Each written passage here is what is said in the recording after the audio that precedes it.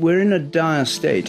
You can explain how awful things are and say we'll do our best, but you have to have a degree of charisma to do it. And one thing our present Prime Minister does not have is charisma.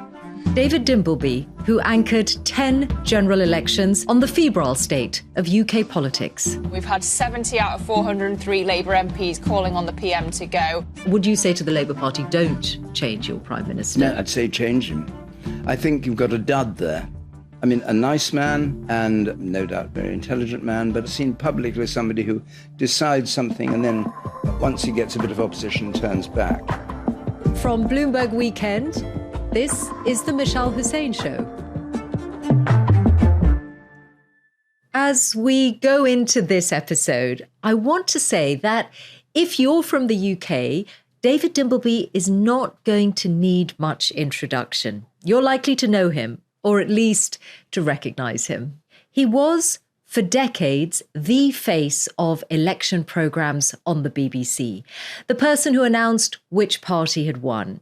The person who said in the middle of the night in June 2016, nearly 10 years ago now, that the UK had voted to leave the European Union. He's seen prime ministers from Thatcher to Blair and many more since come into power and leave it, which is why I thought of him in relation to the unrest right now in the governing Labour Party. The fact that Keir Starmer, who won a landslide election victory less than 2 years ago, could be unseated by one of his own. I wanted essentially David Dimbleby to put all of that in a wider context, to analyse what's happening in the UK, to look at its leaders, Starmer for sure, but also Andy Burnham, his most likely potential challenger, and Nigel Farage of Reform UK, who you might have seen on this very show. Because David Dimbleby was also the face of royal coverage on the BBC, we talked too about the King and about Prince William. And as ever, there's a written version of this on bloomberg.com/Mishal. And this time, my notes include the royal finances and history going right back to the 1300s. Thank you for tempting me in. You only got me here by grotesque flattery. I like to think of it as persuasion. You're someone who's observed... Are you beginning now? I am beginning. We were already recording. And how long are we going to talk for? I think we'll talk for 40 minutes. Yes, OK. It'll go by quickly, I promise. That's what they say. That's just flattery to you. You might even enjoy it, you know. No. We'll revisit that question at the end. So with the level of instability that the UK is seeing at the moment, this prospect that we might have a seventh Prime Minister in a decade, as an observer of the political landscape for so many years, I just want to know what you make of that and why you think it's happening. Well, the churn in Prime Ministers has really been Tory, hasn't it? Cameron, May, Johnson, Truss, for God's sake. And then Sunak, who barely had a chance, and then there was a general election. So it's the Tories who've been doing the churning, not Labour. But I do remember there was a famous thing Harold Wilson always said, which was the way to lead the Labour Party when they're in government is to keep driving so hard that everybody's clinging on for dear life, not to fall off the Labour wagon. The moment you sort of show any signs of deferring things, changing your mind, then everybody starts fighting for their idea of what the Labour Party should be. So you need a Prime Minister who can drive it, and that's the key thing. And then that brings back confidence to the Labour Party, or fear that they'll be kicked out if they're not in accord with it. But the fact that it is happening now to a UK Prime Minister being questioned, and more than questioned, from within his own party, doesn't that show that there is something wider afoot than these two dominant parties, that there's something about our political firmament or the appetite of our public that seems to engender this? Well, there's certainly an electoral system, and I don't want to go into constitutional things, that absolutely doesn't reflect opinion in the country. And so a lot of people feel that they vote in a general election and it doesn't get represented. I mean, if you look at the last general election, Reform got, I think, more votes than the Liberal Democrats. They got a tiny number of seats. The proportions people get doesn't reflect the balance of opinion. So if you go into the voting booth and you vote and millions of people vote, and then you don't get any seats in the House of Commons, you feel unrepresented. And I think that does cause huge frustration. I mean, it's crazy to argue for a change in our constitution. I don't think that's going to happen. It's a long process, but our constitution is very suited to aristocratic government in the 18th and 19th centuries. And yet they don't conceive of having the public having views? I mean, people below a certain freehold value of house having views? No, it wasn't contrived for that. It was simply for virtually a dichotomy. And even then, during the 18th and 19th centuries, we churned prime ministers. So there's nothing much new in the churning that went on with Liz Truss. I mean, she was obviously a disastrous choice and it didn't work out.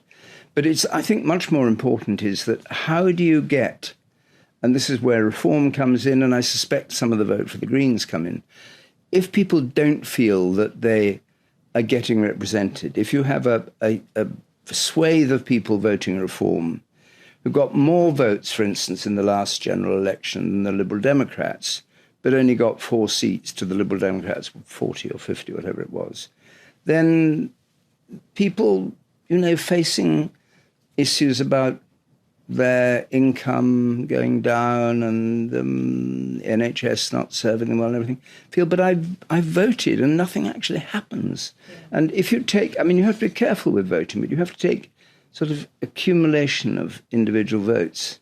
I mean, the psephologists always treat it as a great swathes of opinion. But if you go into the minds of just a single voter, in Makerfield, for instance, where there's going to be this by-election. The one that may bring the likely next Prime Minister to Parliament. Though Reform won 50% of the vote there in the local elections in that area. So nobody knows quite what will happen. But if you took that and just examined what individual voters thought, and then asked them whether they felt they were represented, that's why they're voting for reform, because they don't feel, what is that word, heard? They don't feel heard. Mm. But we're off track on the churning of prime ministers, because I think that's much more to do with warfare within political parties. Yes. I remember the time, and I'm sure you remember as well, where in the British political establishment, more widely the public, you'd look at the many prime ministers somewhere like Italy and you'd feel quite superior about it, that yes, was not the kind of thing that happened in the UK. Do you think that we are heading for a multi-party system that will mean the only way to govern will be to be in coalitions? Yes. And that will need a different mindset? Certainly on the present form of reform. If the local election results were at a general election, and of course, there are all sorts of caveats you have to put in about, well, would they have been exactly the same? If it had been, reform wouldn't have a working majority in the House of Commons. So, of course, there would have to be, yes. And it's easy, it's easy to mock countries like Italy, where it was all chaotic and now seems to be rather stable. These things come and go. We were the sick man of Europe, remember, way back. In my lifetime, not in yours. We were the sick man of Europe because our growth was low. We had winter of discontent. We had strikes everywhere. The country ground to a halt. We had a 3-day week. We've been through before, and we're going through it again now. So is your... I'm not saying I'm an optimist. I'm not saying I'm optimistic. I'm wondering if you're saying, should one be steady at the moment then? And would you say to the Labour Party, don't change your Prime Minister? No, absolutely not. I'd say change him. I think you've got a dud there. A nice man and no doubt very intelligent man, but a man so overcautious and so seen publicly, I don't know what he is privately, but seen publicly as somebody who decides something and then once he gets a bit of opposition, turns back. Unlike Thatcher, unlike Blair, who are kind of bold statement politicians. In times of crisis, you need that. At the moment, the Labour Party is in complete disarray about what it really wants. So if it is Andy Burnham who comes to Parliament and then is in a position to challenge the Prime Minister, do you think he would be different in substance, or is it the case that he'd be a better communicator, and that is crucial in our age? I think he'd be a far better communicator. I don't know what his views are. I've had him on programmes often and have never quite been able to work out what he stands for, to tell the truth. I think it comes and goes a bit. I mean, we've now got this thing that he wants to go back into the EU. Oh, no, I don't, actually. No, I don't want to go back into the EU. No, that's well, obviously he has to say that, because if he goes, I mean, he's not going to win the Labour Party over. He's not going to win the country over if he says it's time to go back into the EU. Well, he's probably not going to win election in that particular area. Yeah, that area, I mean, which was a reform area. So how would he be different? I think he has on his side the kind of political patterner of energy, youth, enthusiasm, and the so-called success of Manchester, which is, compared to the UK as a whole, tiny microcosm, but nevertheless generally seen to be successful, that they got industry to come to Manchester. Manchester was revived under Burnham's mayoralty, and we keep on being told he was very good with the buses. So, those sound small things, but they show a kind of willingness to change. So who knows? Andy Burnham's people have told Bloomberg that he would not change the current fiscal rules, which essentially limit borrowing, which leads to the question of how differently he may or may not govern. Would he be a better communicator but a prime minister with a similar policy agenda? Which leads me to wonder, is there something more fundamental to do with the country underway? And you've seen, different governments over a long period of time, in that, are we as a country in favour of, we want good public services, but we don't really want to pay the levels of taxation that make them possible? Well, we're pretty well taxed, aren't we? We're fairly highly taxed. We're up with the European averages.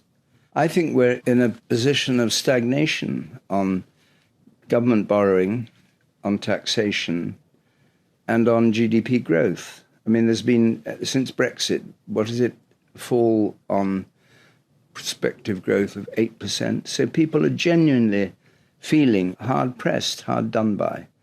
They're not able to take their holidays.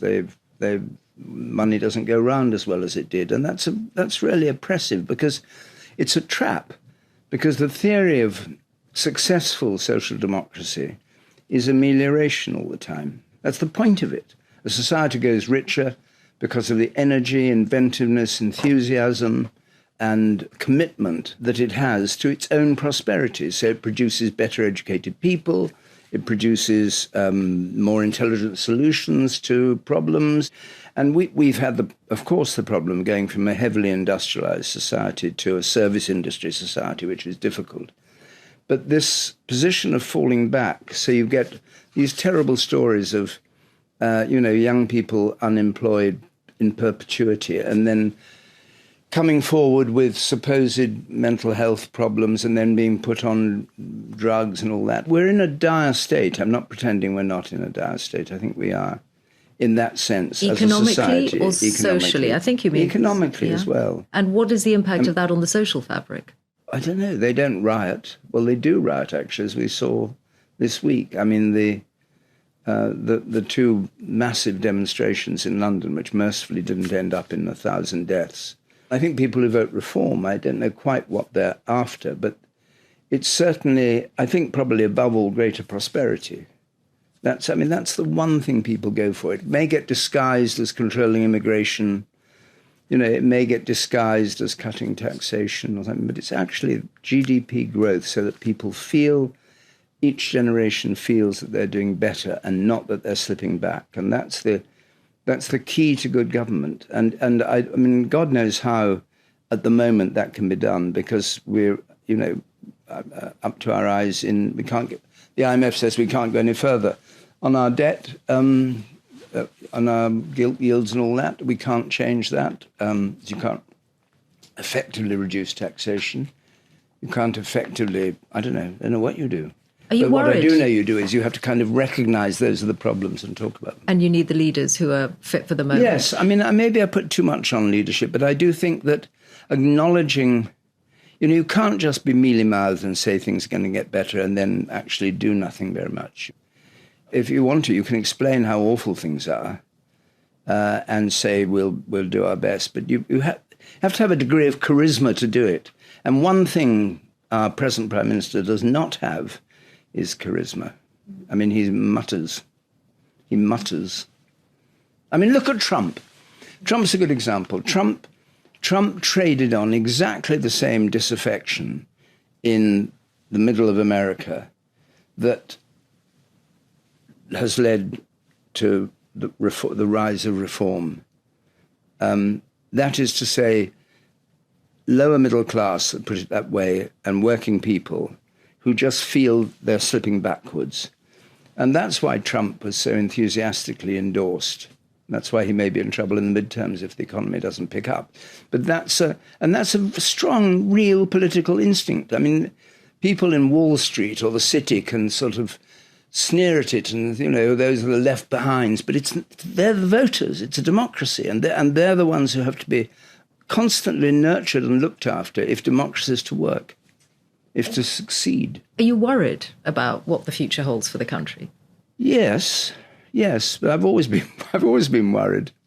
I was worried when we had the 3-day week. I was worried when the offshoot of the Iraq war. I'm worried about the Iran war. Of course, I'm worried about the future in that sense. But if you mean, am I worried about whether our politics can cope with the crisis we're in?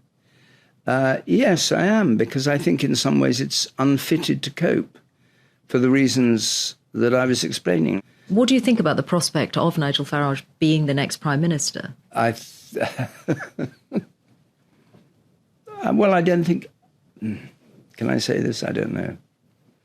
I'm not sure he's temperamentally suited to the job, and I haven't yet seen any signs around him of people of calibre to act as Chancellor of the Exchequer, Foreign Secretary, Home Secretary, until we see them and how competent they are. At the moment, it's a bit of a sort of mix and match leftovers, it seems to me. I don't yet feel that Farage is presenting, other than himself, and some bold ideas which may or may not be acceptable or doable. I don't think he's presenting himself as a government yet, but he's got 3 years to go. We know that they've got a big policy on mass deportations. That's what they have promised if they come to government. And that does mean that, given they want to abolish the indefinite leave to remain status, where people can be here without being British citizens if they've fulfilled the requirements. I mean, the prospect of policies like that, instinctively, how do you respond to them? What do you think they would mean for the Britain we know?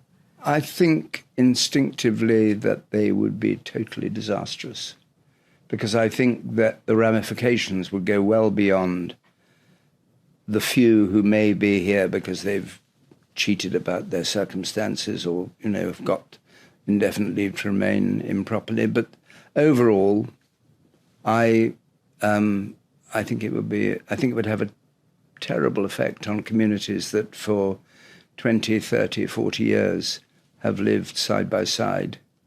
I think it would be devastating. But I also don't think it would be doable. ICE in Britain?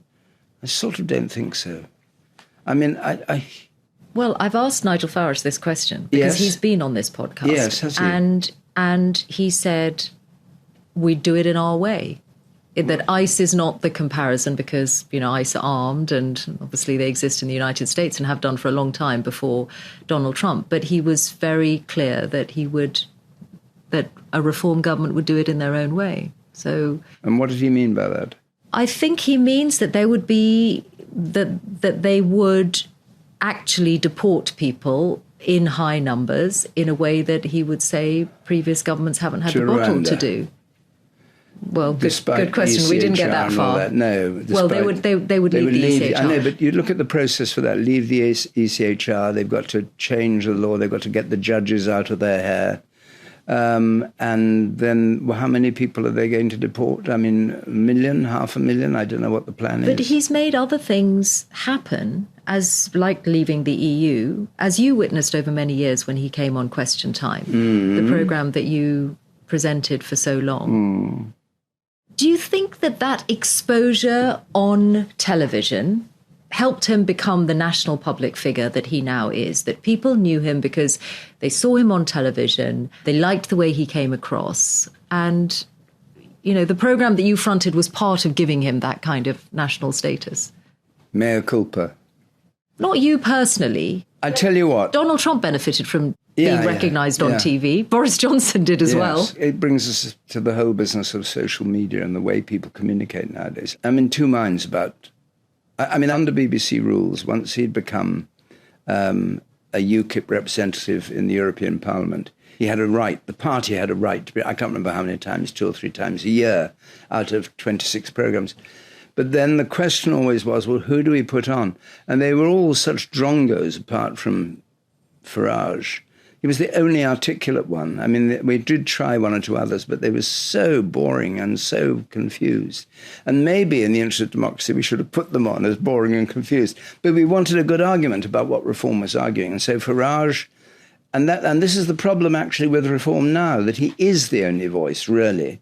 The reason you were talking to him, he is the only voice. And I think that's a kind of Achilles heel for him. Yeah, they're definitely now trying to build up others. Yes, but he's not very good at the relationships, is he? He falls out with people quite easily. He's quite thin-skinned in a funny way. But I guess you need if you're going to lead a new party, you've got to be quite broad-shouldered about who you bring in, not always suspecting and. There's definitely a tension there. He wants others to share the load, but he is the top of the tree. Yes. I'm conscious that we're now 10 years on from the EU referendum, and you were the voice who said that night on the airwaves, we're out, the people have voted to leave the EU.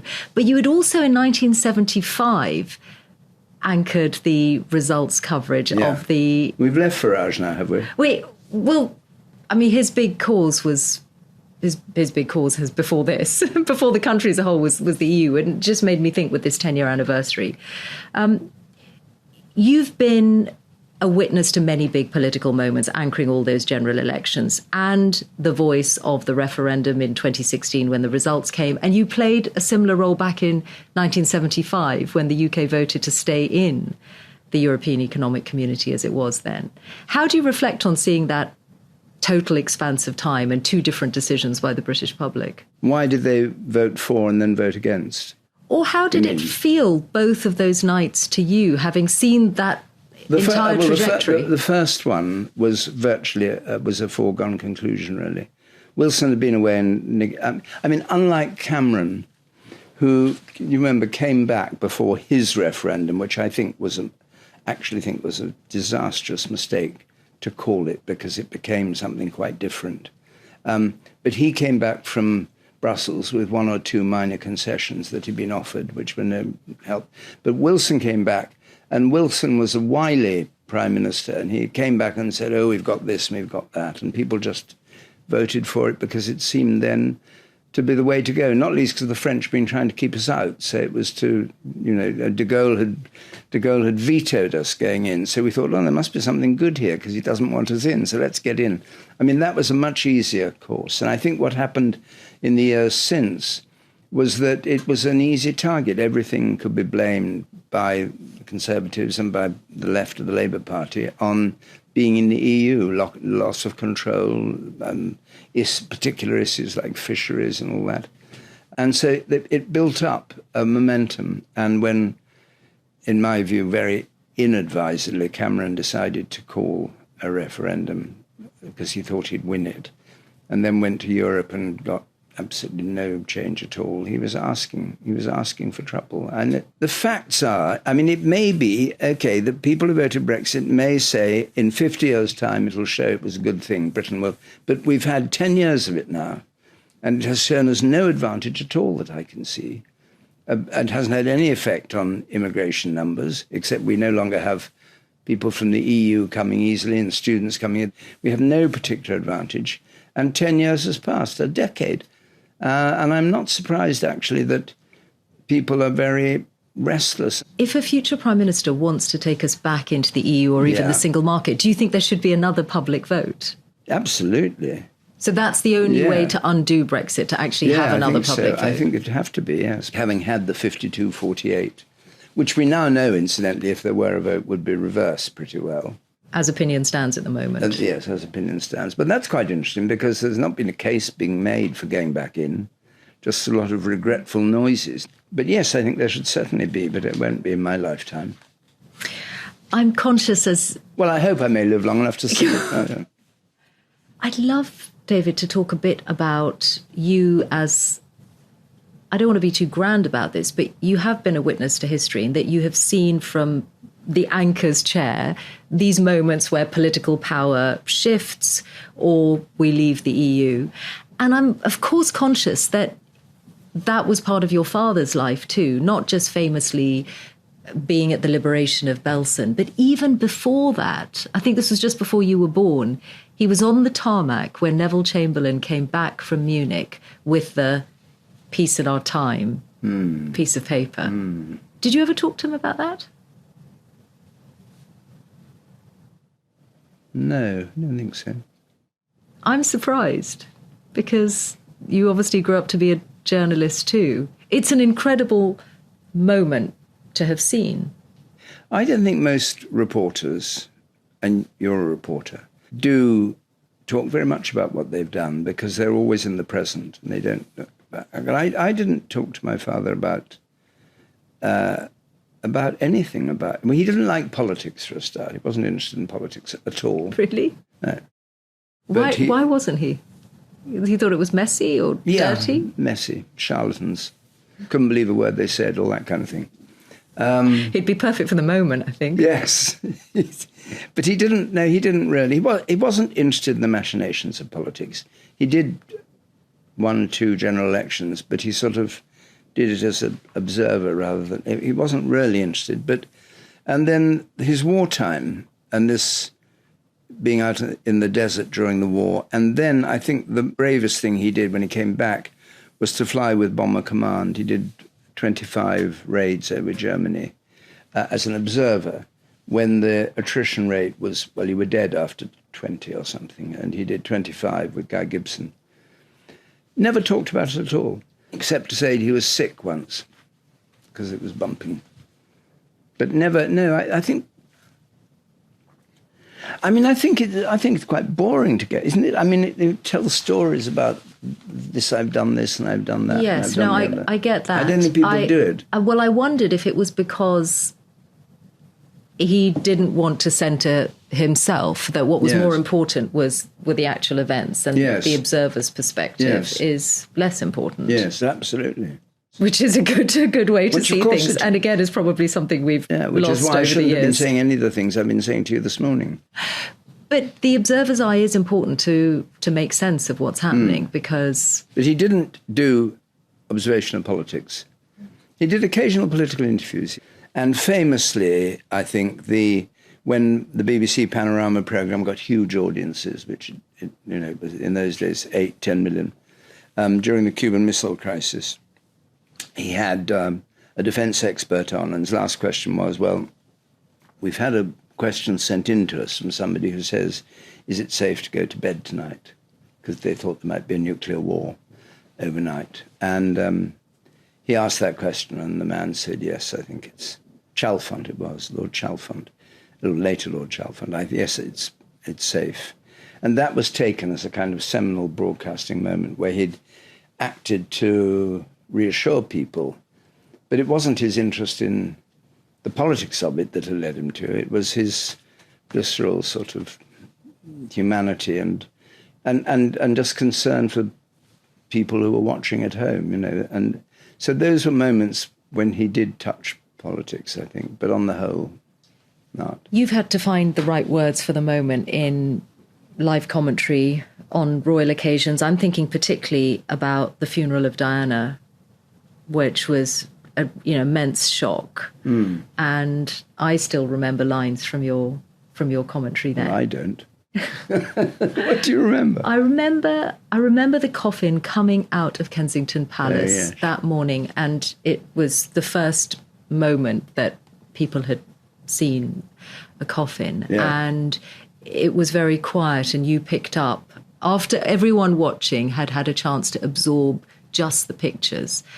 And I remember, learning a huge amount from that when are the moments where you should not speak rather than speak? It's one of the great, Well, it's interesting because the BBC, in the week after Diana was killed in the car crash, met every day, and they're always angsting about what tone should we take for this funeral. I said, just learn your business. You don't adopt a tone, you reflect a tone. And I remember as that coffin came down from Kensington Palace, the hearse, and turned, there was a shout. 2 women in the crowd at the gate just shouted, "God bless you, Diana, God bless you." And I thought, yeah, that's exactly right. Just leave that happen. And then say as little as possible. Because it was perfectly obvious what was happening. I mean, some of the pictures from that funeral are extraordinary. And the only time my voice cracked, actually, was when I saw that on the top of the hearse in white flowers was just written "Mummy." And when I said the word "mummy," I just cracked a bit because I thought it was so simple and moving. But there was an extraordinary moment when they were going off after the terrible thing of the sons having to walk behind the coffin and all that, which was clearly a terrible error. But then the hearse went off on its way to where she was to be buried. And so many flowers were thrown at this house that the driver had to put the windscreen wipers on. I'll never forget that, this extraordinary picture of carnations and roses and lilies and things just being swept off the car so you could see where to drive. And again, you don't need to say anything. You get a close-up of it. The viewer can see it. It's obvious. You were not happy about the King going to America for his recent visit. You thought it was the wrong political moment to send the King into. When you saw how the visit actually transpired, the speeches that the King was able to give in the presence of President Trump and in Congress, did you feel differently? I thought it was handled impeccably, really. And I was surprised by that. I mean, Trump didn't take advantage of it in the way that I thought he might. And the politics of the Iran war were kept out of it as far as possible. But I thought that, and maybe this was wrong, I thought that by postponing the visit, we'd put pressure on Trump, though actually nobody puts much pressure on Trump. Not until the midterms that may put pressure on him. I thought it might just distance us from it. But it was curious because the careful wording of that very good speech that the King made, I don't know who wrote that, but it was, I mean, obviously he had an input, but it was a wonderfully crafted speech. The one in Congress. Yeah. And people said, oh, amazing, 12 standing ovations. Actually, you can't say good morning in Congress if you're a visitor without getting a standing ovation. They're all getting up at every turn. But that was a very clever and subtle speech about the relationship. It doesn't change the relationship, but I don't know what purpose it actually serves for Britain, because, I mean, Scotch whisky got a cut in its duty. It did. But the idea that, I mean, there's a whole story about America and Europe going on at the moment, in fact, which I'm doing a podcast on, about the relationship between America from 45 to now with the rest of the world. And Trump is obviously an outlier on this. And a visit by the King is not going to change policy one way or another. Not change policy, but perhaps there's a value and a purpose in the fact that he is uniquely placed and used the opportunity to talk about the courage of the people of Ukraine or the importance of checks and balances in front of lawmakers and a president, some of whom don't generally want to hear any of that and won't hear any of it said to their face. Well, the mystery is the mystique of monarchy, because if the French president had gone and said it, or if German president had gone and said it, or Maloney or anybody else, nobody had taken a bit of notice. But the Americans have, partly because many of them have their history is in Britain, this huge respect for hereditary monarchy, which is, I agree, it's a mystery and it's worth trading on. Are you a monarchist yourself? I'm a monarchist, but I think I'm in favour of a monarchy that adapts. Remember that South Africa, the way when apartheid collapsed, the Afrikaner Prime Minister told the Afrikaners, adapt or die. That was their slogan, adapt or die. And I think with our monarchy, just adapting is very important. And there's signs that it's actually happening, because I think rather to the discomfiture of the King, William has said, change is on my agenda. He said it to a Canadian comedian, a brilliant line, change is on my agenda. And what do we see just yesterday?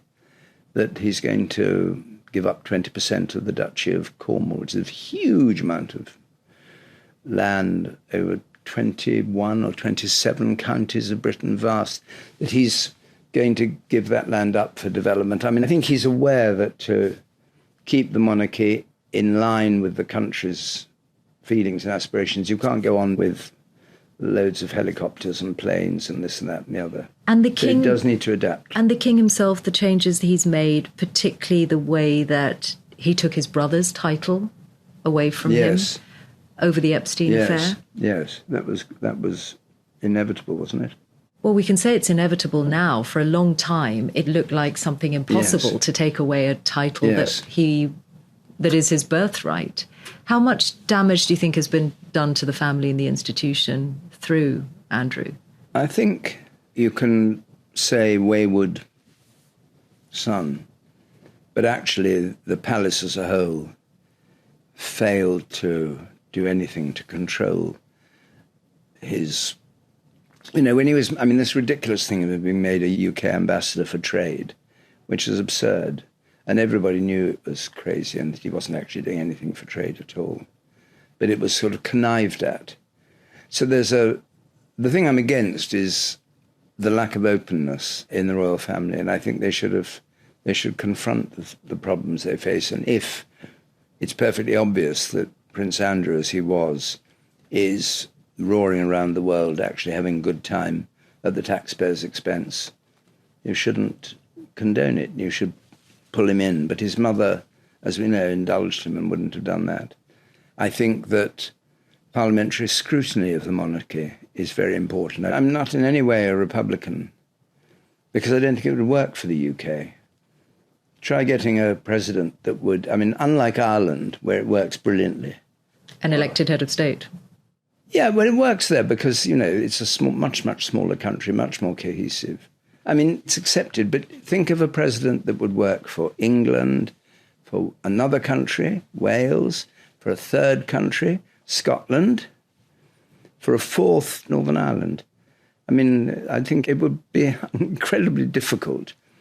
And a monarchy that is, like the other European monarchies, not too pretentious, not too vulgar in its behaviour, not too obviously privileged, though it is always going to be very privileged, would suit us well.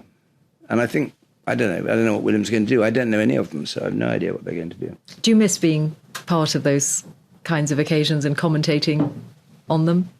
No. A moment that's passed. Well, I tell you what, I've always stopped doing things when I thought I've sort of done them as well as I can. I did Question Time for 25 years, and I was coming up to 80 or whatever I can't remember it was. And I thought, actually, this is only going to go downhill from here. And one day somebody's going to come up and say, I think it's time you stop doing this. So I stopped doing that. And royal commentaries, the last one I did was State Occasions, was the Cenotaph. And again, I'd done it so many times. And I'd been quite ill before the last one I did. But it went very well for some reason. I thought, right, this is the moment to stop. Go out on a high. But it's why I like doing podcasts and this and that. When an election comes up, I have to say, I still think, I wonder whether I couldn't do that better. Terrible arrogance. But I enjoy broadcasting. So if you enjoy it, and it's in my blood. I see an election broadcast, and I want to be there, saying commanding the stage. I like it. I like Question Time for that reason. So if another vehicle came, start all over again. Who knows? David Dimbleby, thank you so much for coming in. Thank you for tempting me in. I enjoyed talking to you. And that's where we left things. David Dimbleby's verdict on Keir Starmer is harsh. So among my notes in the written version of this episode is one where I look at the Prime Minister's record, including the fact that UK economic growth has risen this year. You'll find it at bloomberg.com/Mishal.